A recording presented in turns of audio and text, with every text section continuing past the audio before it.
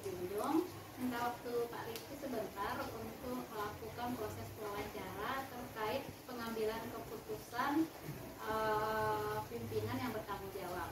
Dan di SDN 13 Semarang kebetulan Pak Riki adalah kepala sekolah.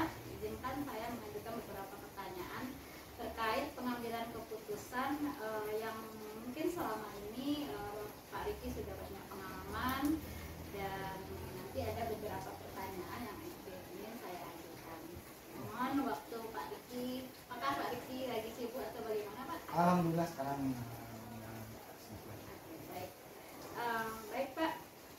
Terkadang sebagai seorang pimpinan kita punya beberapa hal yang perlu mungkin dimusyawarahkan atau muncul tindakan-tindakan yang menimbulkan dilema gitu ya Pak dalam mengambil keputusan, dan itu cenderung sekali terjadi di sekolah kita ini. Selama ini bagaimana Pak Riki mengidentifikasi kasus-kasus yang terjadi di sekolah kita ini? Apakah itu sebuah dilema etika atau mungkin bujukan moral? ya, terima kasih Bu Neti. Memang setiap namanya hidup tentu permasalahan pasti ada gitu ya Pak. Walaupun itu di keluarga kita, apalagi sekarang ini kita berada di sekolah, yang namanya kita manusia punya pemikiran yang berbeda-beda, seperti kata pepatah yang kepala yang semita atau rambut yang semita. Itu hanya dengan sekolah kita ini memang banyak terjadi sebuah permasalahan-permasalahan atau kasus-kasus yang perlu menjadi bahan pertimbangan bagi kita. Apakah ini dia termasuk kasusnya seperti contoh seperti ini Bu Neti? Kadang susahnya kita dalam pengambilan keputusan jika kita dihadapkan kepada dua hal. Contohnya ada kasus ini benar, cuman penyelesaiannya dengan cara yang benar juga, apa yang akan kita temukan solusinya. Namun di sini biasanya yang akan kami lakukan yaitu mencari ada dua hal alternatif yang kami gunakan. Apa penyebab dari kasus tersebut dan bagaimanakah dampak dari kasus tersebut.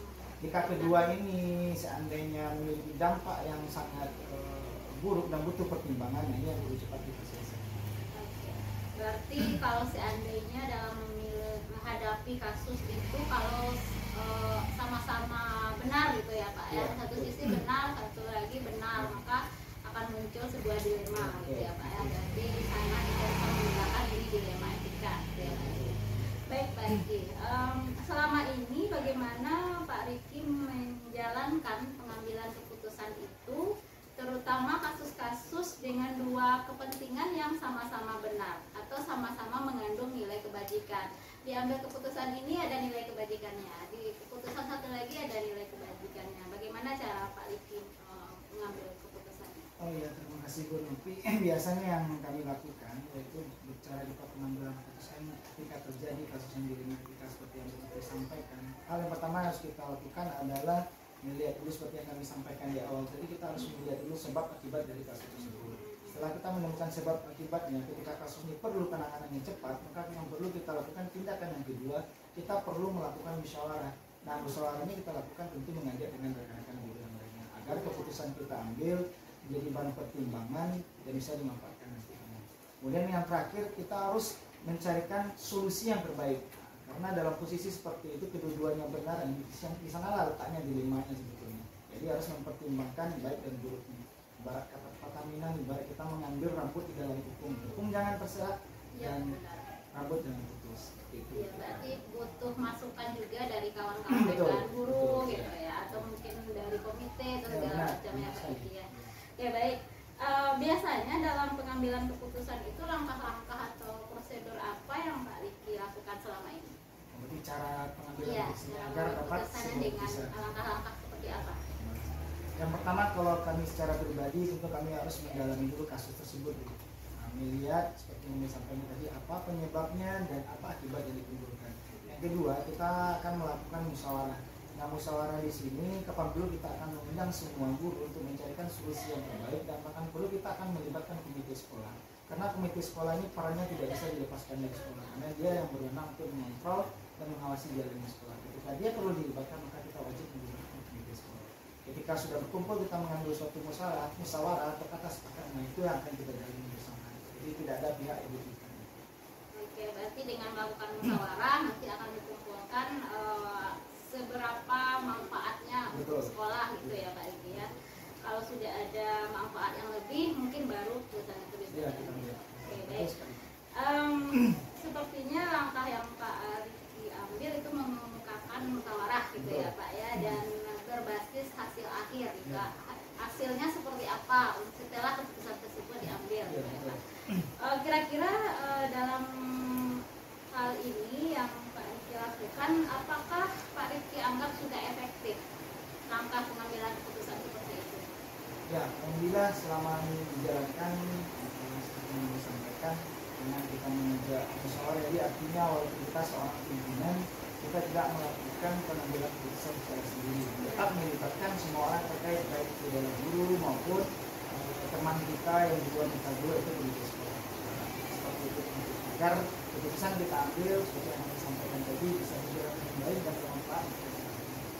Oke, selama melakukan kegiatan itu apakah ada tantangan mungkin Pak Riki dalam pengambilan keputusannya? Namanya kita manusia, itu tantangan pasti ada. Salah satu tantangan adalah bagaimana rekan guru yang lainnya menerima hasil keputusan yang kita buat. Karena watak dari masing-masing guru Karakter beda-beda. kadang ada suatu guru yang mau menerima keputusan kita, kadang guru ada yang sedikit menolak, walaupun akhirnya dia akan menyetujui dalam menjadi keputusan itu berguna bagi Itu tantangannya karakter teman-teman guru. Betul. Gitu ya Pak Riki ya. Dalam menentukan keputusan itu Pak Riki, apakah biasanya Bapak perlu waktu khusus untuk menyelesaikannya atau butuh prosedur terlebih dahulu, atau mungkin dilakukan secara spontan saja langsung mengambil tindakan atau bagaimana? itu sebetulnya jawabnya tergantung dari kasus yang muncul. Kalau kasus itu bersifatnya sederhana, maka perlu cepat kita tangani dulu. Karena kalau kita biarkan terlalu berlarut kasus tersebut akan menimbulkan kasus yang baru, bahkan akan memperumit permasalahan terjadi. Namun jika keputusan yang kita ambil nanti akan dampaknya sangat besar, maka di sana perlu banyak pertimbangan dengan mengajak musyawarah bersama rekan guru dan pengikut sekolah. Oke, berarti melihat Kasus kasus tersebut apakah mendesak untuk diselesaikan gitu ya Pak ya. Oke, baik Pak. Kemudian adakah faktor-faktor yang selama ini mempermudah atau membantu Bapak dalam pengambilan keputusan di lima etika ini? Ya. Apa saja Faktor yang mempermudah? mempermudah. Memang ada sih faktor yang mempermudah. Yang kami rasakan di sini ketika kita mengajak keikut sertakan guru, maka di sana timbul ide-ide baru dalam penyelesaian masalah. Jadi intinya gini, berarti kita ajak rekan guru untuk bersatu untuk mengeluarkan ide pendapatnya dalam penyelesaian masalah. Salah satu yang sangat mendukung kami dalam pengambilan keputusan adalah rekan-rekan guru kami di sekolah ikut berpartisipasi dalam pengambilan keputusan. Ya, berarti Pak Riki punya teman-teman guru yang solid gitu ya Pak ya, yang ketika ada sebuah kasus kita musyawarah hari ini mereka langsung menanggapi dan menyediakan waktu untuk melakukan musyawarah. Ini yang perlu kami sampaikan tadi, keterbukaan tadi bersama. Oke, keterbukaan itu yang penting. Penting sekali. Ya baik, Bapak, pertanyaan terakhir mungkin Pak, dari semua hal yang telah disampaikan tadi, pembelajaran apa yang Bapak bisa ambil ketika kita mengambil keputusan untuk sebuah dilema etika? Yang pertama, seperti yang kami sampaikan di awal tadi, kita harus melihat kasus tersebut, apa penyebab dari kasus tersebut dan apa akibatnya. Yang kedua, waktu penyelesaiannya. Jika kasus tersebut perlu diselesaikan secepat mungkin, maka jangan ditunda kasus tersebut untuk diselesaikan.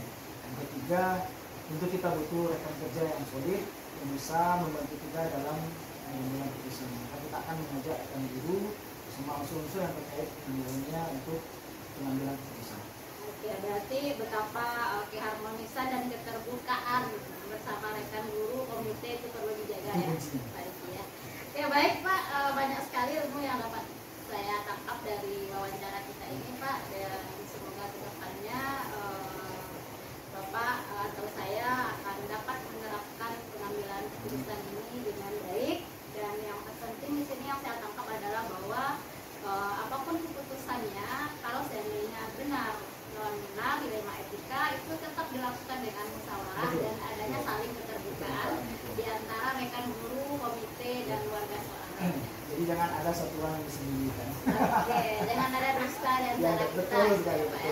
Ya baik Pak Riki, terima kasih Ya, atas waktu yang diberikan. Sukses selalu untuk Pak Riki. Selamat siang.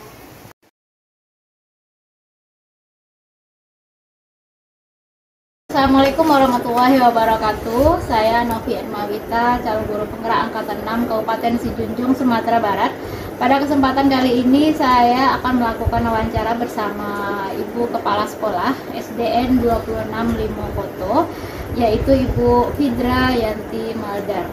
Dan dalam kesempatan kali ini nanti kita akan melakukan wawancara terkait pengambilan keputusan dilema etika yang sering mungkin sudah menjadi pengalaman bagi Bu Era di sekolah. Baik, selamat siang Bu Era. Selamat siang Bu Novi. Oke Bu Era, sehat Bu? Alhamdulillah. Baik Ibu, mohon waktunya sebentar, ingin mewawancarai Ibu terkait pengambilan keputusan dilema etika yang terkadang menjadi satu hal yang sulit mengambil keputusan yang sama-sama benar gitu ya Bu ya.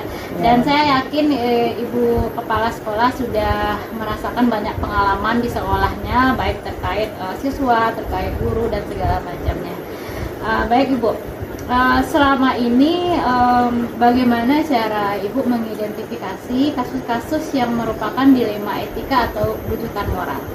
Selama ini Ibu dalam mengambil satu keputusan yang sama-sama baik, yaitu dengan melihat dan mengidentifikasi kasus tersebut Bu Novi. Berarti dengan memilih salah satu gitu ya Bu ya, kalau Iya. keputusannya sama-sama baik berarti itu dilema etika gitu Iya, ya Bu ya. betul. Oke, baik. Kalau saya boleh tahu bagaimana Ibu menjalankan keputusan di sekolah Ibu, terutama ada kasus-kasus yang kepentingannya sama-sama benar atau sama-sama mengandung nilai kebajikan. Satu kasus itu Bu Novi, karena kasus itu sama-sama mengandung kebenaran, kebaikan. Tentu Ibu selalu memusyawarahkan dengan rekan-rekan guru, kadang juga melibatkan komite sekolah. Kemudian memilih dari segi manfaat dari dua masalah tersebut, mana yang paling dibutuhkan dan dilihat manfaatnya yang banyak Bu Novi. Kemudian juga istilahnya yang paling terbaik. Dari hal yang Ibu lakukan itu, langkah-langkah atau prosedur apa yang biasanya selama ini Ibu lakukan? Kumpulkan rekan-rekan guru, kemudian memusyawarahkan. Kita dalam memusyawarahkan itu tidak ada yang kita tutupi Terbukaan gitu ya. dengan keterbukaan. Kemudian juga kita meminta masukan dari rekan-rekan dan membuat kesimpulan mana yang terbaik itu Bu Novi. Berarti dicari manfaatnya yang mana gitu untuk Iya. kepentingan bersama gitu ya. Iya, Bu, ya. begitu Bu Novi. Dan yang terpenting di sini saya tangkap adalah bahwa adanya keterbukaan antara pimpinan dengan rekan guru dan komite gitu ya Bu. Iya, Ya. iya. Oke Bu. Ibu, apakah selama ini yang Ibu lakukan itu Ibu anggap efektif dalam mengambil keputusan pada kasus-kasus dilema etika ini? Rasanya selama ini mengambil keputusan itu Ibu menganggapnya efektif Bu Novi, karena selalu dimusyawarahkan dengan teman-teman, karena itu bukan keputusan kita sendiri sebagai pimpinan. Tentu kita akan mencari tersebut secara runtut dan memilih permasalahannya yang terbaik. Kemudian juga memilihnya itu kita menentukan ada regulasinya gitu. Apakah Ya, ini peraturan hukum gitu ya, kalau di antara dua ini mana yang sesuai dengan aturan yang berlaku pada saat sekarang ini. Yang paling sedikit risikonya Bu Novi. Oke. Kalau saya boleh menyimpulkan bahwa keputusan yang Ibu Kepala ambil itu adalah berbasis hasil akhir gitu ya Bu, Iya, melihat hasil akhirnya nanti seperti apa Iya, gitu ya Bu. betul. Oke, baik Ibu. Saya yakin apapun keputusan yang kita ambil itu tentu ada risiko segala macamnya itu ya Bu ya. Dan menurut Ibu selama ini apakah ada tantangan, dan tantangannya apa saja Bu? Tantangan dalam mengambil keputusan itu tetap ada Bu Novi, karena kita itu terlahir dari berbeda-beda. Menyampaikan tentang dasar dari pertimbangan dari semua yang kita ambil tersebut, kemudian memberikan pemahaman kepada kawan-kawan ya rekan-rekan guru. Baik Ibu. selama ini mungkin dalam proses pengambilan keputusan itu apakah Bu Kepala butuh jadwal tertentu dalam penyelesaian kasus atau mungkin langsung diselesaikan secara spontan pada saat itu juga atau butuh prosedur untuk menyelesaikan itu? Selama ini Bu Nopi dalam penyelesaian kasus itu untuk mengatur jadwal tertentu itu sih tidak ada. Kalau masalah itu kita kan selalu menyelesaikan secara langsung atau secara spontan. Kemudian pokoknya sesuatu yang terjadi itu walaupun keputusan itu sama-sama baik, tentu harus segera kita tindak lanjuti gitu. Kemudian juga mengambil melihat apa risiko keputusan yang kita ambil. Itu pokoknya mencari keputusan itu memang jalan terbaiknya gitu Bu Nopi. Berarti kalau seandainya kasusnya itu mendesak harus diselesaikan, maka harus diselesaikan gitu ya, Bu, ya, tanpa terjadwal. Supaya tidak muncul lagi kasus berikutnya ya, gitu ya, Bu ya. Oke, baik Ibu. Adakah faktor-faktor yang selama ini membantu Ibu dalam pengambilan keputusan kasus-kasus dilema etika ini? Faktor apa saja Bu yang mungkin mempermudah? Yang mempermudahnya kan kebukaan dengan rekan guru Bu Nopi. Kita sebagai pimpinan harus terbuka dengan rekan-rekan guru, komite, kemudian adanya kerjasama yang solid yang kita lakukan dengan rekan guru, kemudian kita mengambil keputusan itu apapun yang kita lakukan itu dengan gerakan dengan cepat tanpa kita lalaikan waktunya Bu Nopi. Kemudian mudah disimpulkan, selalu bermusyawarah itu intinya Bu Nopi. Iya, berarti Bu Era punya faktor teman-teman yang solid gitu ya Bu ya, teman-teman yang mudah diajak bermusyawarah dan selalu mereka juga memberikan pendapat, saran dan segala macamnya gitu ya Bu ya. Oke, baik Ibu, sepertinya menarik sekali wawancara kita terkait dilema etika ini. Nah, pertanyaan terakhir nih Bu, dari semua yang telah Ibu sampaikan, itu pembelajaran apa yang dapat Ibu petik dari pengalaman Ibu selama ini dalam proses pengambilan keputusan? Selama ini Bu Nopi dalam mengambil keputusan itu pokoknya segera diselesaikan, jangan ditunda-tunda waktunya. Kemudian cari solusi penyelesaiannya. Tidak menghindari. Tidak menghindari. Jangan menghindari. Cari hal-hal yang dapat memberikan manfaat untuk semuanya. Kemudian melihat risiko yang paling sedikit Bu Novi. Kita ciptakan hubungan yang harmonis dengan rekan guru maupun dengan komite maupun dengan stakeholder pendidikan, itu Bu Novi. Oke. Baik Ibu, terima kasih atas wawancara yang telah dilakukan ini Bu. Banyak sekali pelajaran yang dapat saya ambil terkait dari pengalaman Ibu yang selama ini mengambil keputusan tentang dilema etika ini Bu. Yang saya tangkap di sini adalah bahwa yang terpenting itu adalah musyawarah, kemudian adanya keterbukaan antara pimpinan dengan rekan guru lainnya, dan kalau seandainya ada kasus dilema etika itu cepat diselesaikan, jangan menunda-nunda karena nanti kalau tunda akan muncul masalah baru lagi gitu ya Bu ya. Terima kasih Bu Era atas waktunya. Sukses selalu Bu Era. Sama-sama sukses Bu Novi. Iya, sama-sama Ibu. Assalamualaikum warahmatullahi wabarakatuh.